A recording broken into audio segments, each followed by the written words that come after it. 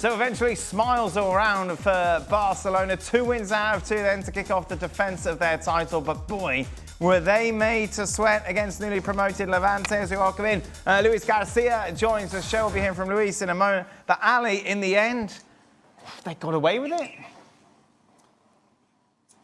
That's one way to put it. I think if you're Barcelona, you go down 2-0 going into halftime.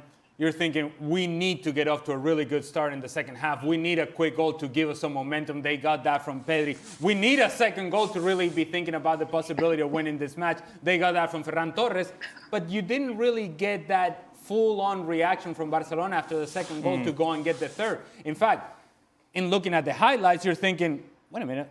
The actual good, clean, clear opportunities fell to Levante on the counter. So I think Hansi Flick will be disappointed on 2 things. The first half is not what he was looking for. The end of that first half was certainly not what he's looking for. He would be proud of the reaction of the team in the first 15 minutes in the second half, but I think he would want more from his team to close out the match. So in the end, your assessment is correct, Dan. You get away with it. It's early signals of what this season can be about if you don't defend well, if you don't defend the counterattack opportunities. Is something that we have seen from Barcelona going back to last year. But what we also know, and the way to spin it if you're Barcelona, is we're never out of a match. We can be down 2-0, and we believe that we can win games, and this is yet another proof that Barcelona is never out of games because they can be explosive in the attack. Today, you were lucky by a deflection, but maybe you are not going to be that lucky in the next game. Has he got the personnel at the back, Ali, these days, considering what's happened over the summer? Well, I don't think the personnel is much different than what it was last year. Now, Íñigo Martínez going to Saudi Arabia doesn't help, but is there a real drop-off between Íñigo Martínez and Ronald Araujo? I don't think that's quite the case.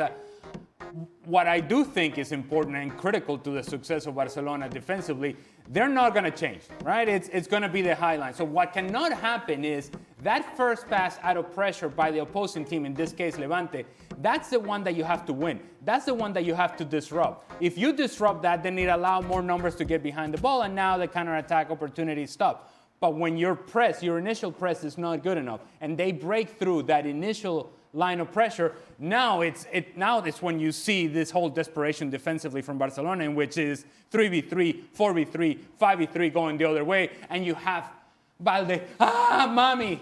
It's like he's catching the wind, hoping to get behind the ball, hoping to make a tackle, and in that desperation is when you give up a handball, give up a penalty, give up an opportunity, give up a goal. The personnel is not that much different. So I don't think it's so much the personnel as much as it is, this is the way that Barcelona plays. It's no different than it was last year. I thought that there would be a similar approach, but in some ways an adjustment. A little diluted. Okay, listen, right, we want to play with a high line. But sometimes we take a step back. Sometimes we don't need to be in the midfield line when there is no pressure on the ball. Sometimes we can give ourselves some room for mistakes. It puts a lot of pressure on the players that need to go and press the ball.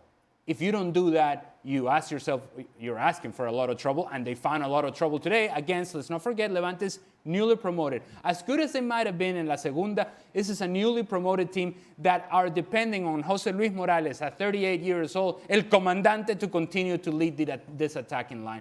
And yet, this attacking line that is limited in terms of the talent level, they created opportunities against Barcelona. Good opportunities, score a couple of goals, could have scored a couple more. Overall, it was disappointing. The one player that was doing something different was Pedri.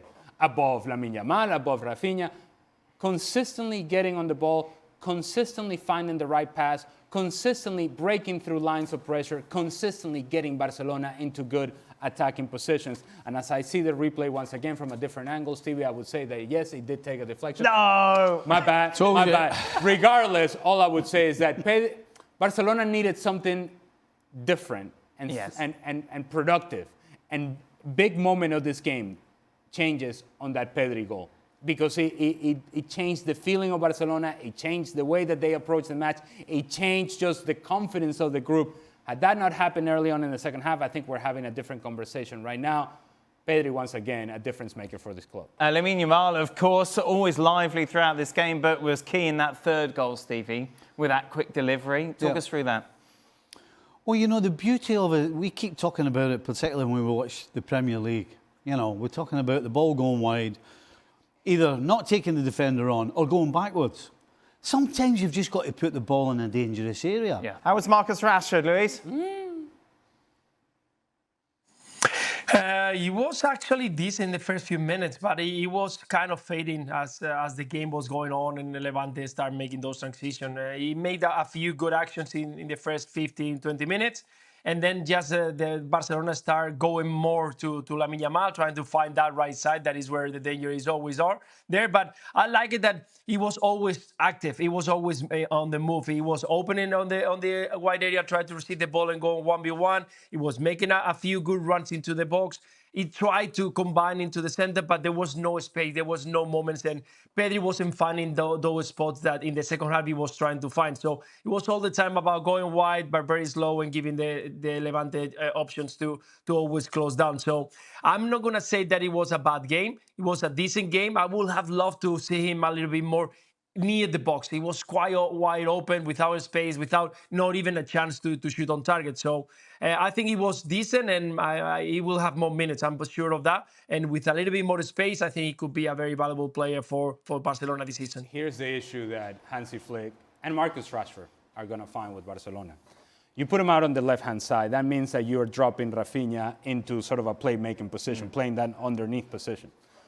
Rafinha is at his best when he's able to run beyond defenders and get on the end of services from Lamine Yamal. When you have Marcus Rashford there, that area is already populated. It's already crowded. And so now there is no space for Rafinha to run into. The reason that Marcus Rashford comes out the field is because his presence on the left-hand side was limiting the movement of Rafinha, and it was making it more predictable for Barcelona in the attack. Marcus Rashford gets taken down, and then now Rafinha starts floating into different areas, becoming far more dangerous. If you're Hansi Flick, and you're making this decision, who has the seniority? Who has the benefit of the doubt? It's going to be Rafinha and not Marcus Rashford. So as good as he might have been over the first 10, 15 minutes, the moment he stopped going at defenders, he becomes less and less productive for Barcelona, and you're also making Rafinha less productive. That's why you make the change.